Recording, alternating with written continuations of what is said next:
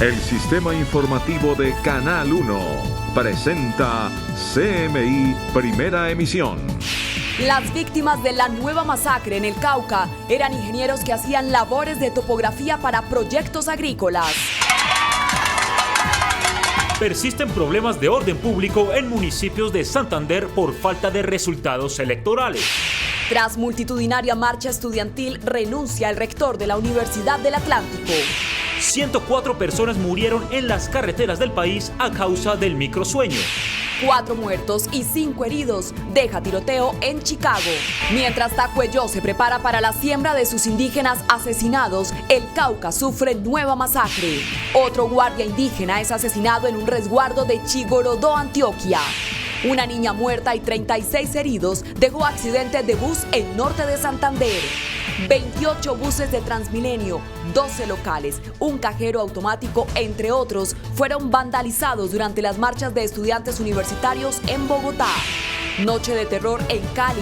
Desadaptados convirtieron el festejo de niñas y niños en un escenario de caos y desmanes. Por primera vez llega a Colombia el tratamiento para evitar el contagio del VIH. Organización Panamericana de la Salud entrega medicamentos de manera gratuita. Con Luisa Tobo. Noticia en desarrollo en CMI. Buenos días, bienvenidos a CMI Primera Emisión.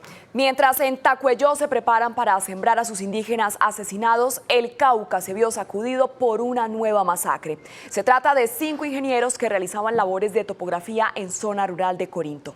Nuestro corresponsal Camilo Fajardo está en Corinto y nos entrega detalles de esta nueva masacre. Camilo. Luisa Fernanda, televidentes, cordial saludo. Se adelanta un Consejo de Seguridad presidido por el ministro de Defensa, la cúpula militar, las autoridades locales y regionales. Después de la masacre ocurrida, donde murieron 4 personas en la vereda Santa Elena y otra más fue asesinada en el corregimiento de Guasanó. Se esperan tomar medidas por orden del presidente. Han llegado aquí el ministro de Defensa y la cúpula militar. Entre tanto, se supo que la noche de ayer, en el sector de la vereda La Luz del municipio de Toribío, la camioneta que inicialmente había sido atacada, impactada, en donde murió una gobernadora y 4 guardias indígenas, fue incinerada por hombres armados. Nosotros vamos a estar pendientes a lo que diga el ministro de la Defensa, a lo que digan los mandos militares con respecto a la seguridad de esta zona norte del departamento del Cauca. Nosotros volvemos a mediodía con más información. Camilo, así es, muchas gracias. Y a 5 días de haber celebrado las votaciones para alcalde y gobernador en el departamento de Santander, aún continúan las protestas por la falta de resultados. Eduard, ¿qué es lo que está pasando? Hola Luisa y televidentes, pues sí, a pesar que en el 100% de los municipios del departamento de Santander ya se conocen los resultados, aún se siguen presentando protestas. Es tan tensa la situación que uno de los alcaldes decidió cancelar las ferias y fiestas para evitar enfrentamientos. La decisión la tomó el alcalde del municipio del Páramo, Santander, por enfrentamientos entre rivales del candidato a la alcaldía, quien quedó en segundo lugar y decidió tomar su curul en el consejo, y los seguidores de la candidata al consejo, que perdió su puesto en el recinto por esa determinación. Vinieron ocurriendo hechos que ponen en peligro el certamen ferial, como ofensas de las campañas, fricciones, guerras por las redes sociales. El registrador departamental aseguró que fueron, municipio por municipio, socializando los alcances del estatuto de la oposición, que permite que los candidatos que obtuvieron el segundo lugar puedan ocupar una curul en el Consejo y la Asamblea.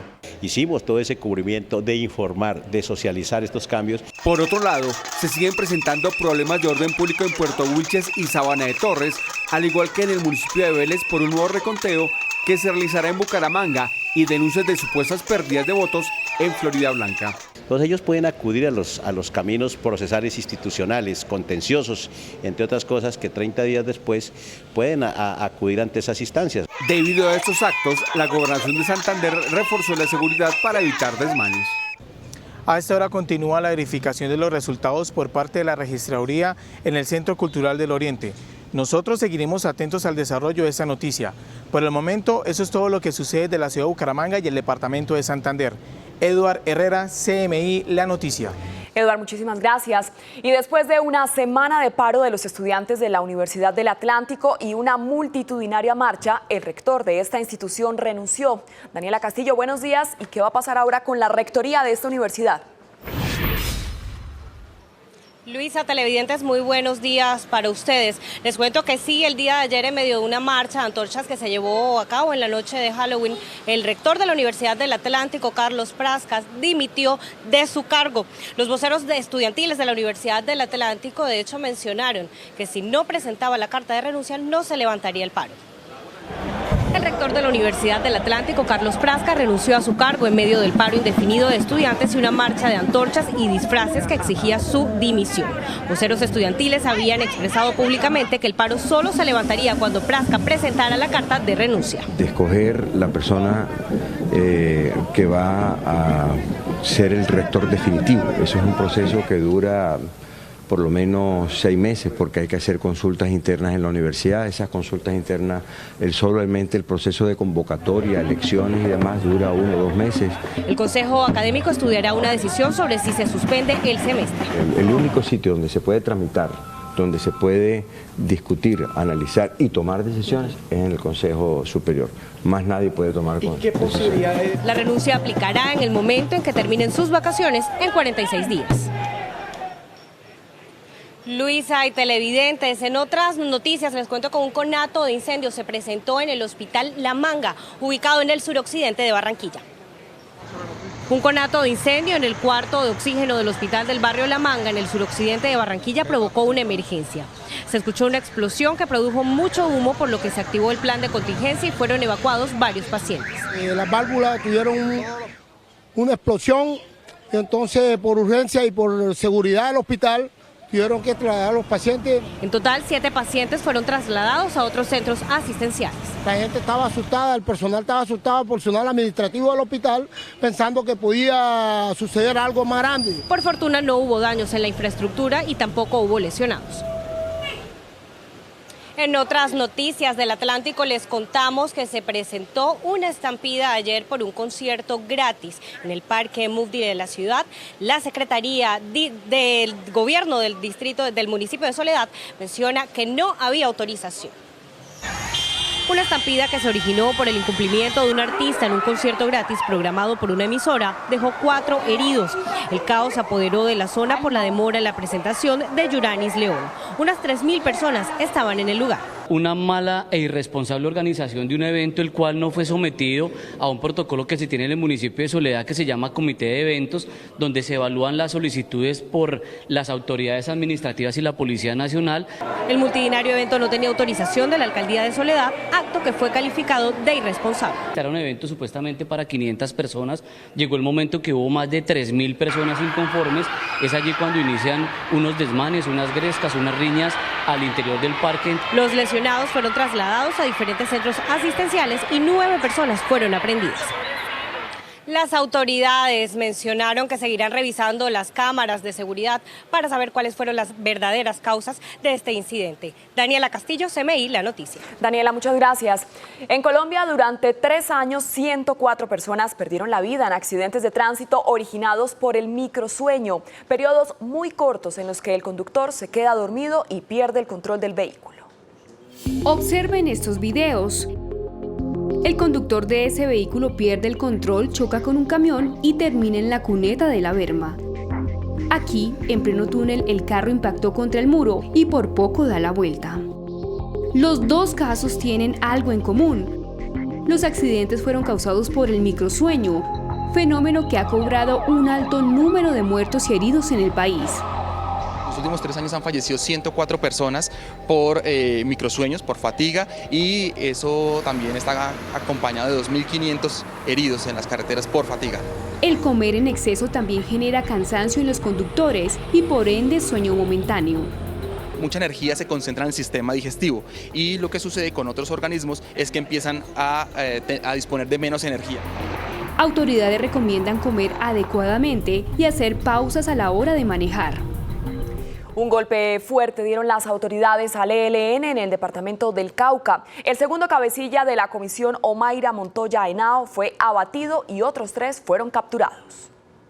En la vereda 4 de julio del municipio de Arauquita, las autoridades lograron la neutralización de alias José, segundo cabecilla de la comisión Omaira Montoya Henao del ELN. Este era un peligroso criminal que ya tenía una orden de captura por el delito de rebelión y terrorismo. Esta organización criminal se ha caracterizado por la instrumentalización de los menores para utilizarlos en este tipo de actividades. A su vez fueron capturadas 3 personas, entre ellas alias Franklin, principal cabecilla de la organización. Apoyaba logística y militarmente a un centro de entrenamiento del Frente Domingo Laín Sáenz que se ubicaba en territorio venezolano. Luego de fuertes enfrentamientos contra la policía, se logró la incautación de una importante cantidad de material bélico y elementos de intendencia, entre ellos fusiles, rifles, escopetas, pistolas y proveedores de fusil camuflados con prendas del ELN. 4 personas muertas y 5 más heridas deja un tiroteo desatado en las últimas horas en Chicago. Una noche que debía estar llena de colores, dulces y disfraces terminó en tragedia. En Chicago, California, un grupo de hombres buscando matar a otro comenzó a disparar a diestra y siniestra, dejando a 5 heridos y 4 muertos, entre ellos una menor de 7 años. This is unacceptable. It's a 7-year-old girl that's trick-or-treating with her family out here and happens to get shot because a group of guys want to shoot at another male while there's a street full of kids trick-or-treating. La menor herida fue llevada rápidamente por paramédicos al hospital más cercano. La policía aún no tiene una descripción del atacante y nadie está bajo custodia. Se agudiza la violencia en Bolivia tras una noche de intensos choques entre la policía y manifestantes que exigen que se repitan las elecciones en las que Evo Morales salió victorioso en primera vuelta y cuyos resultados están siendo auditados por la OEA.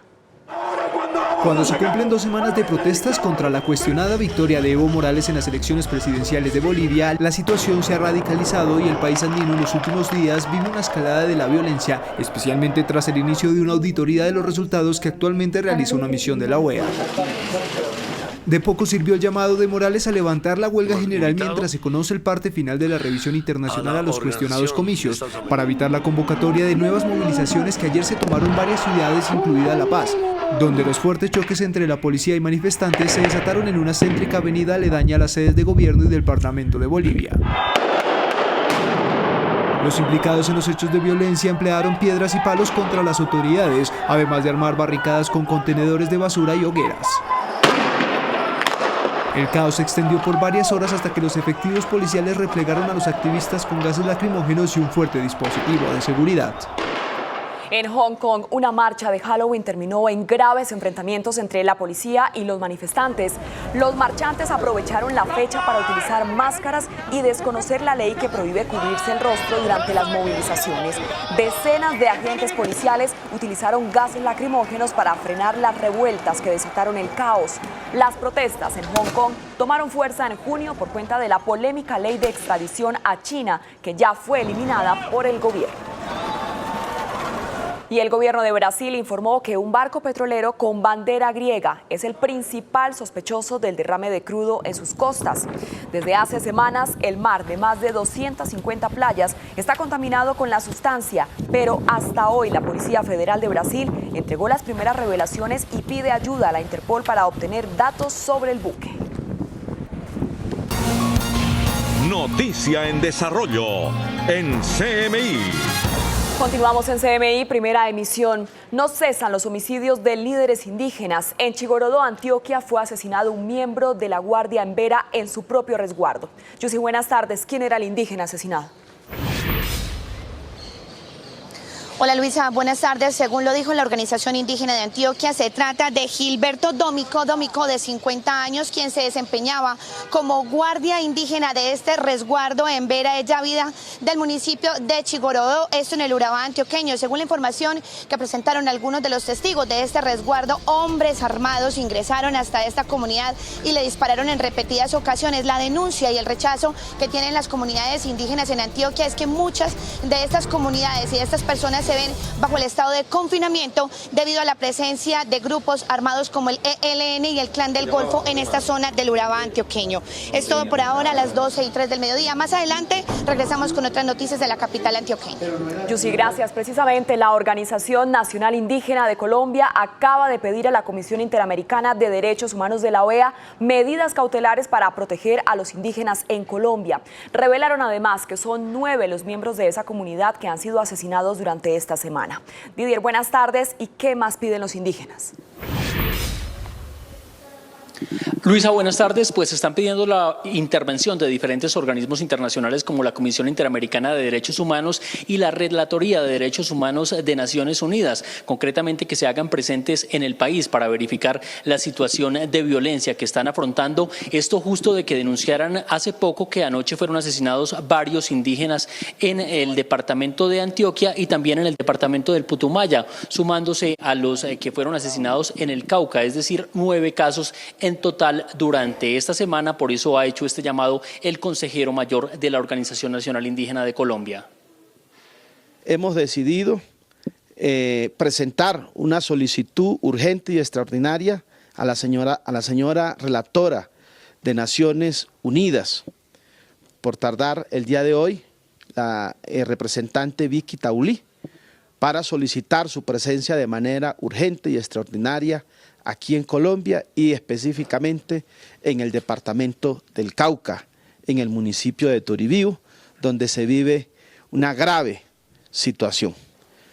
También han pedido medidas adicionales del gobierno nacional, puesto que según ellos lo que anunció el presidente Iván Duque en el departamento del Cauca no ha tenido el impacto suficiente y dicen que se ve reflejado en la nueva masacre que ocurrió, esta vez no de personas indígenas, pero sí muy cerca del territorio indígena en el norte del departamento del Cauca. Información desde el centro de Bogotá, Didier Chica, CMI La Noticia. Didier, muchas gracias. Precisamente también fueron asesinados y asaltados por un grupo desconocido 5 ingenieros que adelantaban trabajos de topografía para proyectos agrícolas en zona rural de Corinto, Cauca. Regresamos a la zona con Camilo Fajardo. Camilo, ¿qué detalles se conocen de esta nueva masacre? Luisa Fernanda, televidentes, cordial saludo. Al final, en el Consejo de Seguridad que se había programado en el municipio de Corinto, no llegó el ministro de Defensa ni la cúpula militar. Se indican por parte de algunas autoridades que se encuentran en el municipio de Miranda y de allí iría a la ciudad de Popayán. Nosotros les contamos quiénes eran las personas masacradas el día de ayer en la vereda de Santa Elena. Las 4 personas asesinadas ayer en la masacre de Corinto pertenecen a la Fundación Desarrollo de las Ingenierías y las Ciencias de la Salud para la Proyección Social, con sede en el municipio de Neiva, Huila.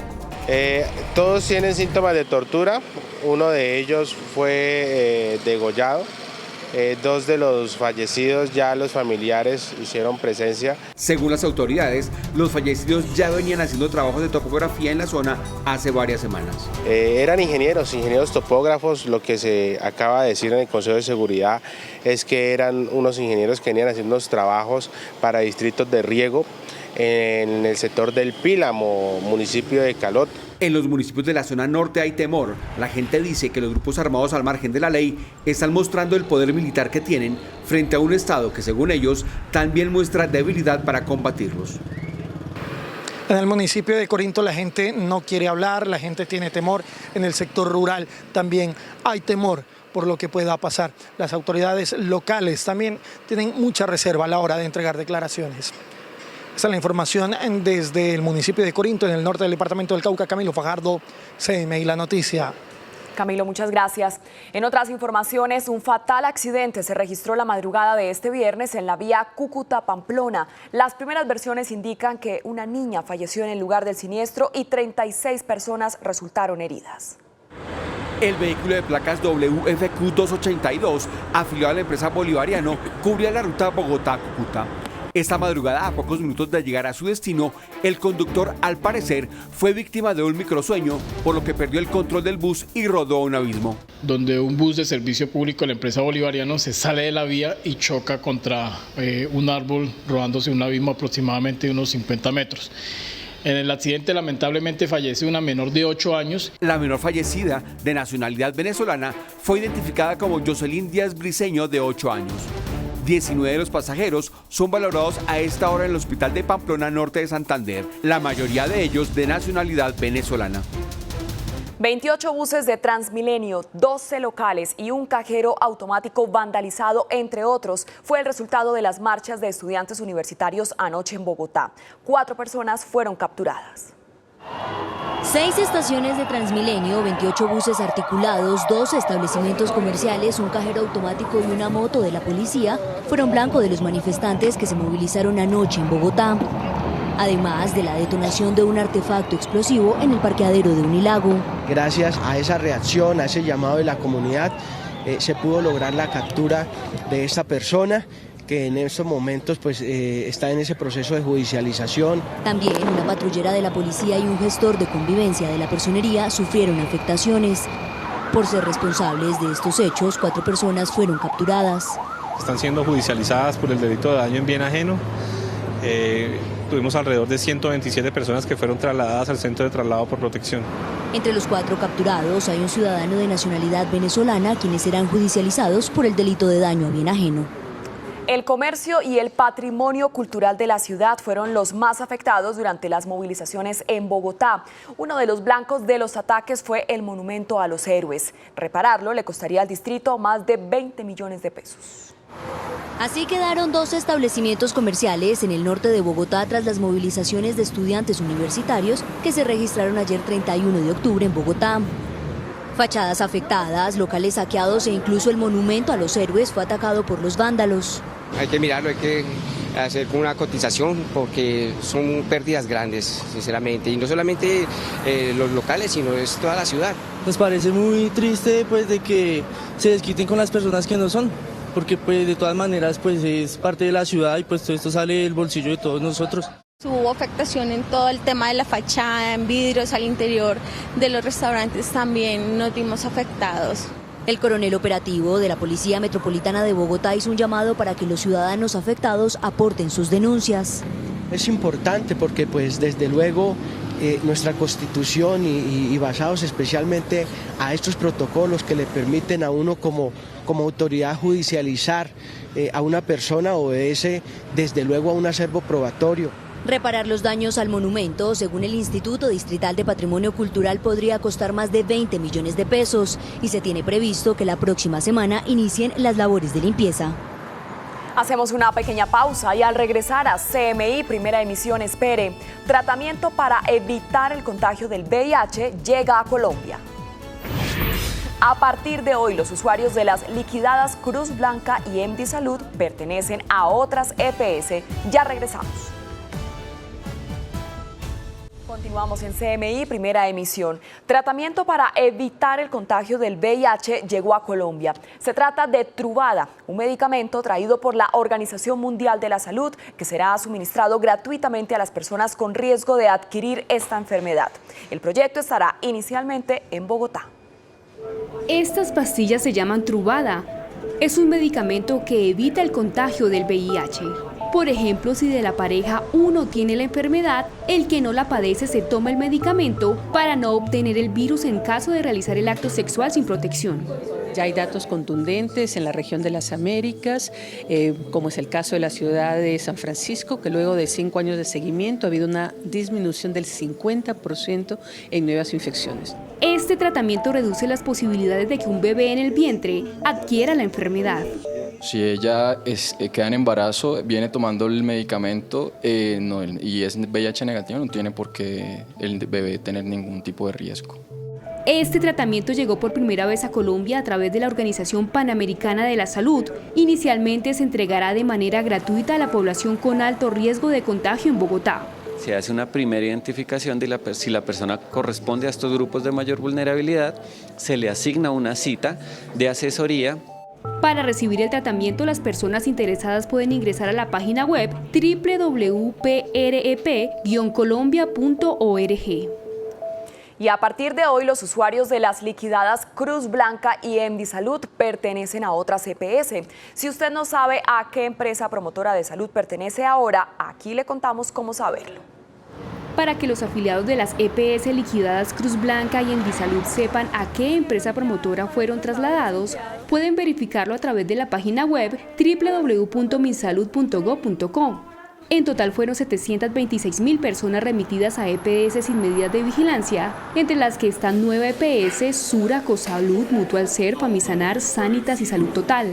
Sin embargo, usuarios trasladados temen que no les garanticen la continuidad en el servicio. Salud Total, que es mi nueva EPS, no se ha pronunciado a decirme mañana continuaremos con el servicio como en otras EPS. O sea, yo de hecho con los usuarios ya dijimos, si mañana no hay respuesta nos vamos a unir y nos vamos directamente a la superintendencia, que es el responsable y quien nos traslada de manera forzosa.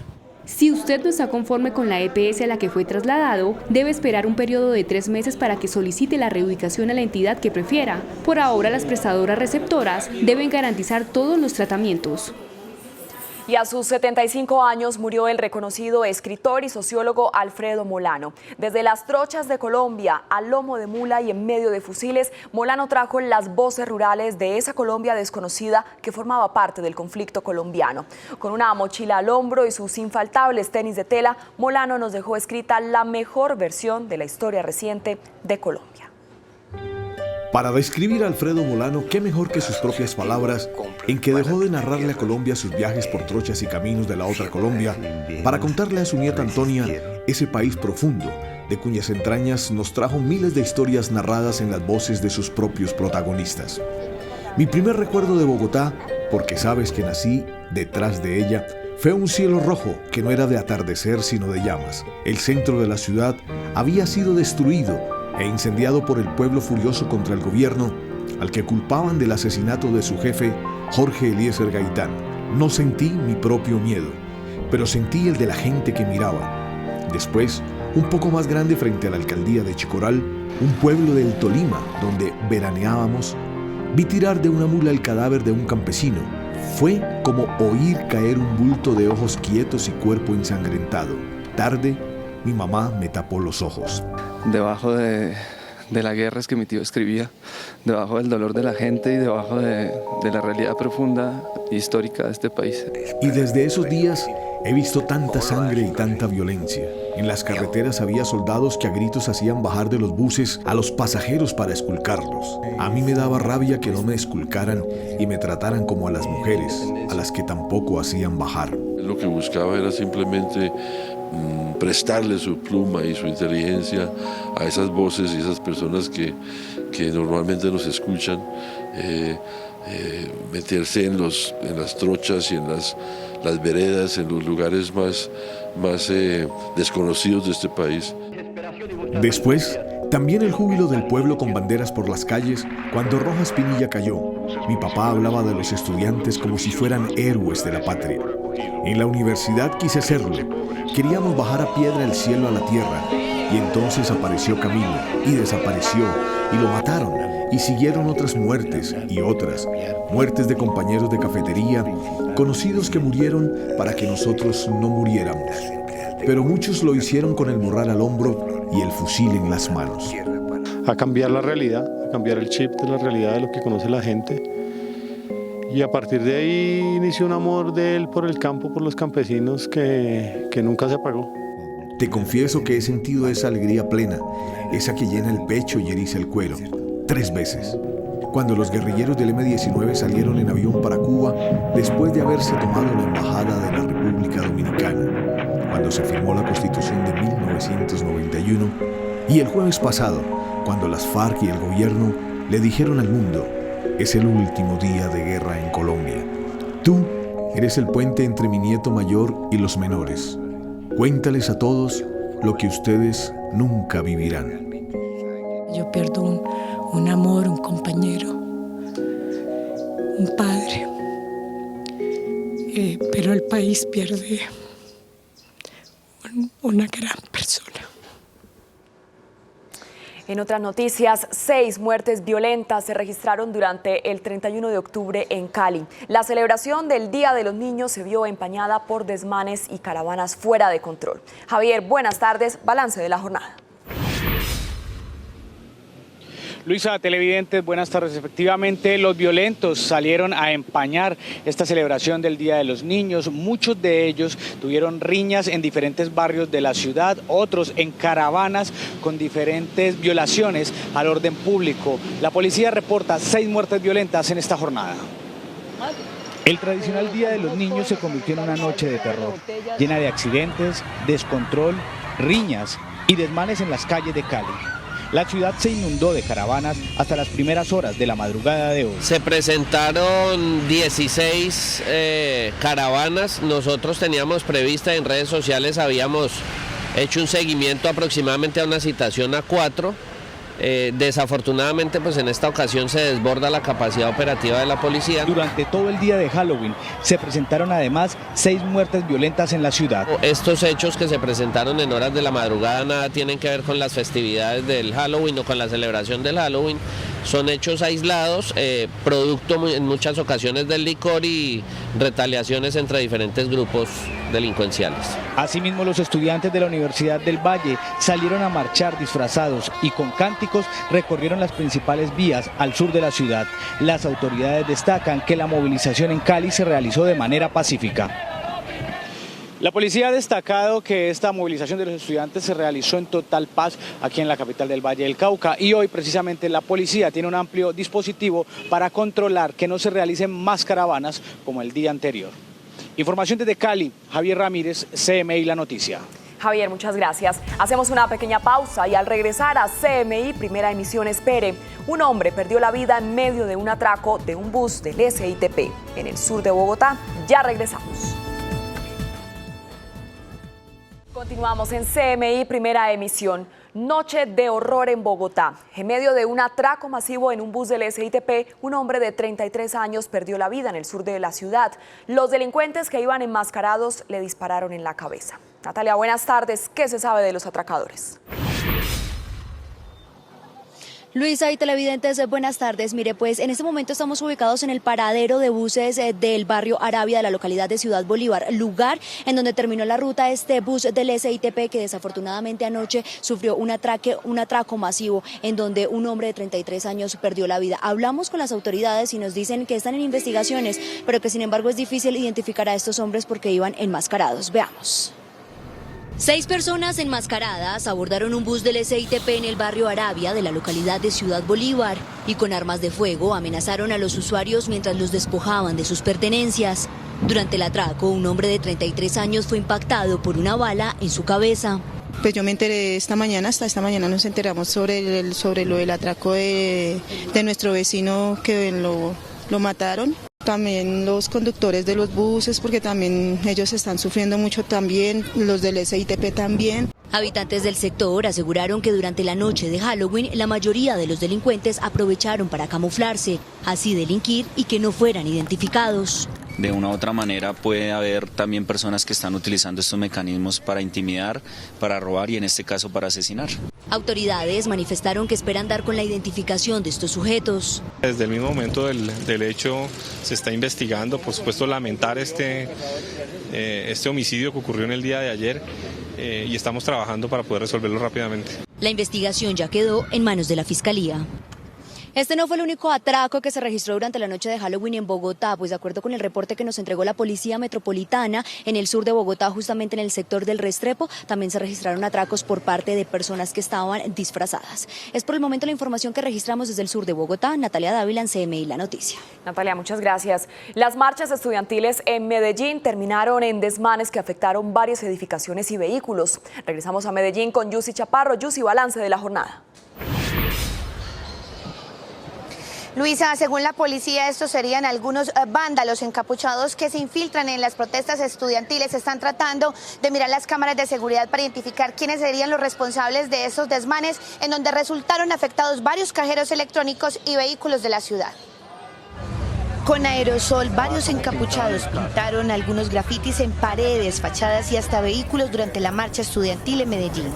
La mayor afectación ocurrió en un cajero electrónico en el sur de la ciudad, en donde rompieron vidrios y parte de las estructuras. En la calle 80, donde destruyen posteriormente 3 cajeros de Bancolombia, generan unas riñas, bajan por la calle Colombia, donde rayan las fachadas de la 4ª Brigada, destruyen unas ventas de productos militares.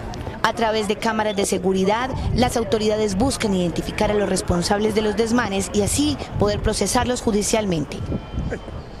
Y esta es una buena noticia de viernes. Una médica cirujana de Medellín se dedica a transformar y restaurar los rostros de mujeres que han sido víctimas del conflicto armado y de violencia intrafamiliar.